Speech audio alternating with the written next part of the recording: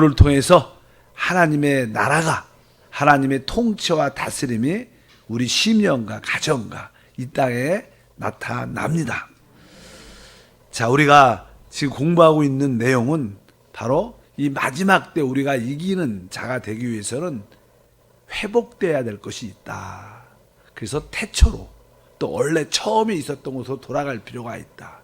그 단어가 첫 번째 생명이란 단어였다. 그래서 생명이란 단어를 어떤 지식과 교리로 끝이지 말고 그 실제와 생명에 대한 체험이 내적으로 함께 해야 된다. 두 번째는 성령에 대한, 많은 사람들이 성령에 대한 용어도 알고 있습니다. 그러나 성령에 대한 참된 진리의 그 가르침뿐만 아니라 성령에 대한 그 체험도 우리가 회복돼야 될 것이다. 오늘은 세 번째 단어인데요. 세 번째 단어는 교회라는 단어입니다. 우리는 교회라는 단어를 잘 알고 있습니다. 그러나 그 교회가 어떤 지식이나 용어뿐만 아니라 그 교회라는 단어가 나의 실제와 체험이 돼야 된다. 그래서 우리 한번 이 교회에 대한 성경적인 그 말씀과 체험을 어떻게 가질 수 있는가를 보겠습니다. 일단은 성경에서 교회란 단어는 많은 이렇게 설명들이 기록되어 있죠. 첫 번째 이 교회란 단어는요, 이 헬라어로 에클레시아 이런 단어입니다. 에클레시아. 그래서 에크라는 뜻은 다른 뜻이 아니라 이렇게 나온다는 뜻입니다. 나오고 바로 이 부르심을, 또 클레오는 에클레시아일 때 그 레시아 뒤에 있는 단어는 이렇게 부름을 받은, 그래서 부름을 받아서 나왔다는 뜻입니다. 세상에서 하나님의 부름을 받아 나온 사람들을 교회라고 말합니다. 그래서 에클레시아, 바로 세상에서 하나님의 부름을 받고 나온 사람들, 이런 뜻에서 보면 그게 교회라는 뜻이 바로 세상에서 하나님께 부름을 받아 나온 우리 무리 사람들을 기본적으로 의미한다. 그래서 에클레시아라는 단어가 기록이 되어 있고요.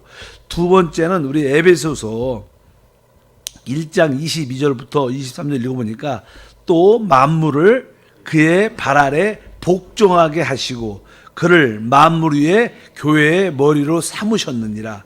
교회는 그의 몸이니, 이렇게 보면 교회는 그의 몸이다. 즉 교회는 그리스도의 몸이다. 이런 뜻을 의미합니다.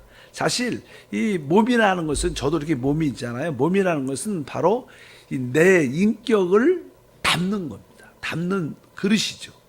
그래서 이 교회라는 것은 그리스도를 담고 그리스도를 표현하는 곳이라는 거예요. 바로 내 몸이 나의 인격을 담고 나를 표현하는 것처럼 바로 교회가 그리스도의 몸이라는 것은 교회는 그리스도를 담고 그리스도를 표현하는 것이구나. 그러려면 사람이 살아있어야 되죠.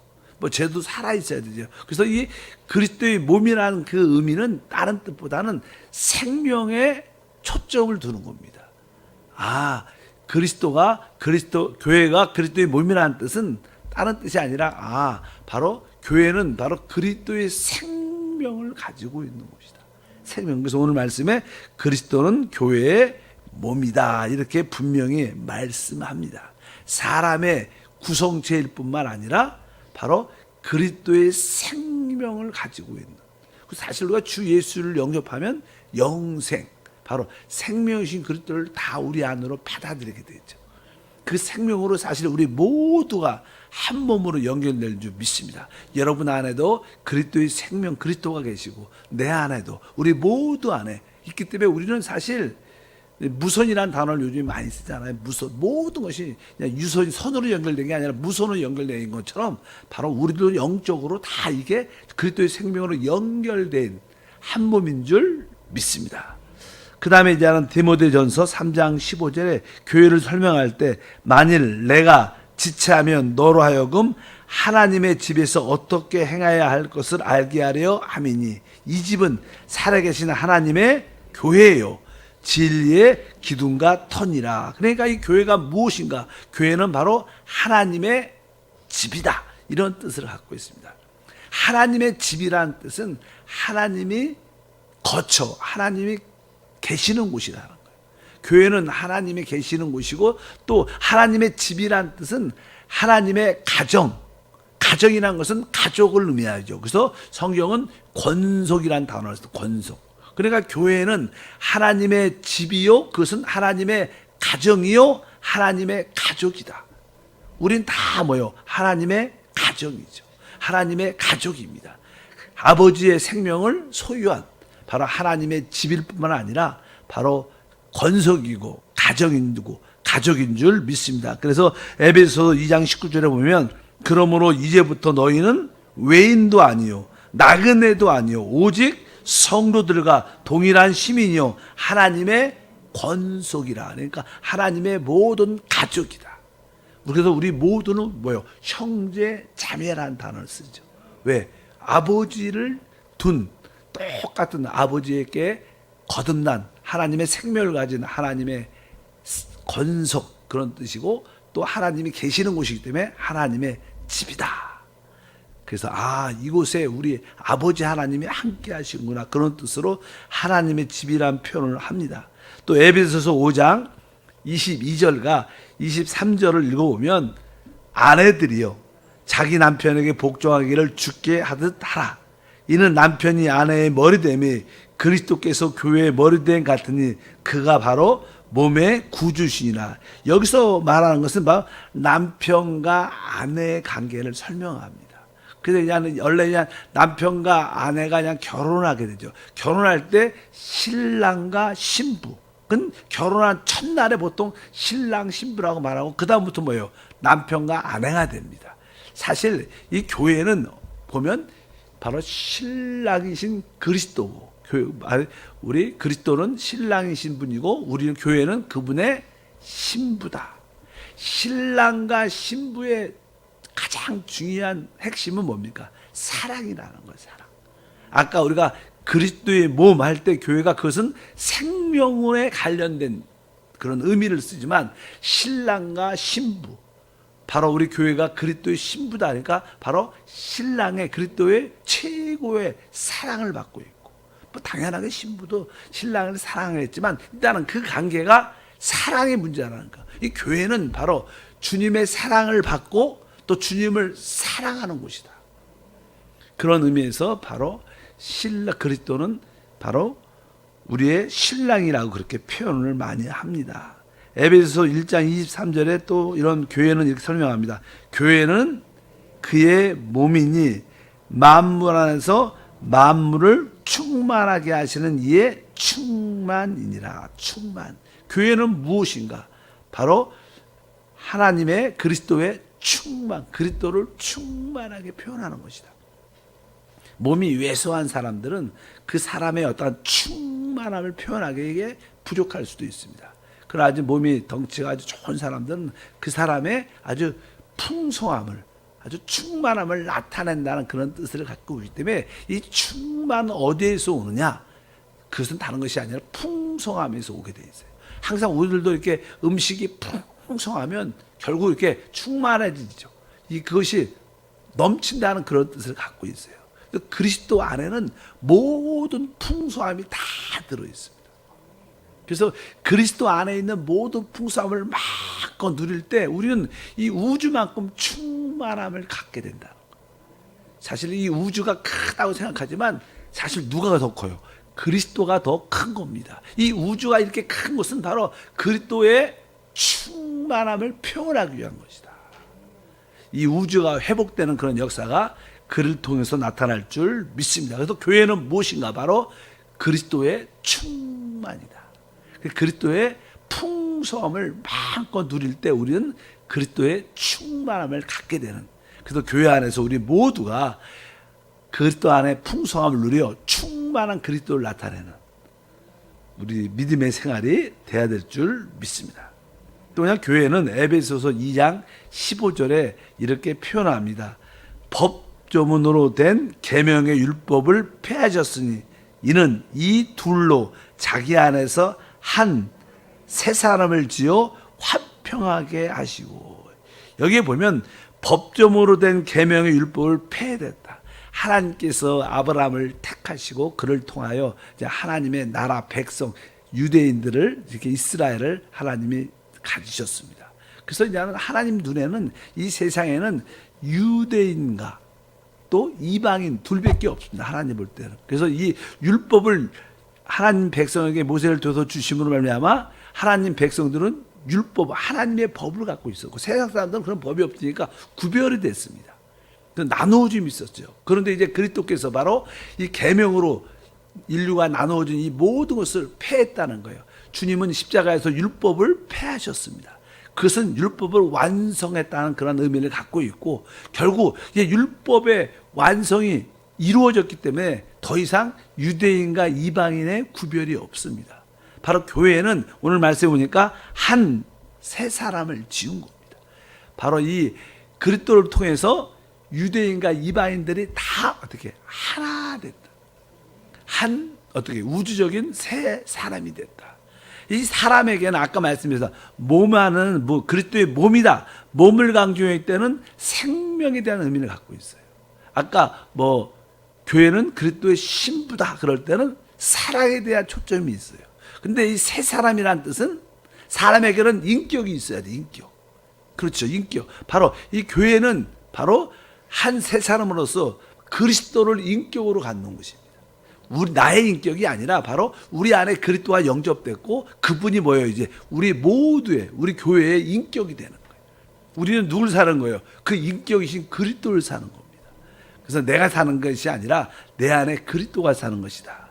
그래서 이제 더 이상 이방인과 유대인의 구별이 없고 이 모두가 그리스도를 인격으로 하나가 됐다. 교회는 바로 한 새 사람이다. 그리스도를 인격으로 갖는 것은 교회라고 말씀하는 줄 믿습니다. 그래서 여러분들도 참된 교회 안에 있으려면 우리 모두가 우리 안에 영접된 그리스도를 나의 인격으로 취하고 우리가 그분을 사랑하고 그분의 생명을 따라 살 때 우리는 참된 교회라는 실제를 갖고 소유하게 될 줄 믿습니다. 바로 이러한 항목들이 이 성경에는 바로 교회라고 설명을 합니다. 여러분들이 아까 몇 가지 에클레시아, 그리스도의 몸 이런 다양한 하나님의 권속, 하나님의 집, 그리스도 우리가 교회는 바로 그리스도의 신부 이런 뜻. 아까 말씀드렸던 한 새 사람. 그리고 오늘 마지막으로 말씀했던 그런 이야기들이 쭉 기록되어 있고 그러면 이제 우리가 교회란 기본적인 단어를 알았다면 교회의 실제가 무엇인가? 교회의 실제. 한 세 사람, 그리스도의 몸, 여러 가지 다양한 설명이 있지만 교회의 실제적인 내용이 무엇인가? 로마서에 이렇게 기록되어 있는데 로마서 15장 6절에 보니까 이렇게 써 있습니다. 한 마음과 한 입으로 하나님 곧 우리 주 예수 그리스도의 아버지께 영광을 돌리게 하려 하노라. 로마서 15장 6절인데 이 말씀을 보게 되면 한 마음과 한 입, 교회 생활이 무엇인가? 바로 교회 생활은 다른 게 아닙니다. 우리 모두가 한 마음과 한 입을 갖는 거. 계속 그리스도를 나의 인격으로 가지면 당연하게 한 마음이라고 표현한 것은 한 생각이라는 겁니다. 생각이라는 겁니다. 한 생각과 한 마음을 가질 때 그것은 교회의 실제를 갖게 된다. 그러면 처음에 이런 말씀을 들으면 어떻게 모든 사람들이 한 생각을 갖고 한 입을 말할 수 있는가? 그게 가능성이 없는 것처럼 많이 보입니다. 그러나 아까 말씀드린 것처럼 우리 안에 계신 그리스도를 나의 생명으로, 나의 사랑으로, 나의 인격으로 받아들이면 우리는 자연스럽게 같이 한 생각, 한 마음을 갖게 되고 한 입으로 그분을 말하게 될 줄 믿습니다. 그래서 참된 교회는 이러한 실제의 모습을 갖는 거예요. 무조건 이렇게 어디 세워졌다고 해서 다 교회가 아니고 주님이 볼 때 진짜 그리스도 우리 안에 영접된 그리스도를 통해서 한 마음을 갖고 한 입을 가질 때 이것이 교회의 실제 모습을 갖는 것이구나. 이것이 다시 한번 15장 6절 읽어보니까 한 마음과 한 입으로 하나님 곧 우리 주 예수 그리스도의 아버지께 영광을 돌리게 하려 하노라. 우리가 하나님께 영광을 돌린다는 여러 가지 뜻이 있겠지만 영광을 돌린다는 것은 우리 모두가 한 마음과 한 입을 가질 때 진짜 영광을 되는 거예요. 여러분 가정에서도 한 마음과 한 입을 갖고, 여러분의 지역과 교구에서 한 마음과 한 입, 우리 각 기관과 부서가 한 마음과 한 입을 가질 때 이것은 진짜 뭐예요? 하나님께 영광을 돌리게 되는 그러한 뜻을 우리 모두가 갖고, 그것이 참된 실제인 줄 믿습니다. 뭐 세상은 늘 다른 생각과 자기들의 생각으로 인하여 늘 분열되고 나누어지죠. 세상에서는 결코 이루어질 수 없는 일들입니다. 그러나 교회는 한 마음과 한 입을 가질 수 있는 것이 교회의 참된 실제다. 에베소서 4장 24절을 보면 다 같이 읽어보니까, 하나님을 따라 의와 진리의 거룩함으로 지으심을 받은 새 사람을 입으라. 새 사람을 입으라.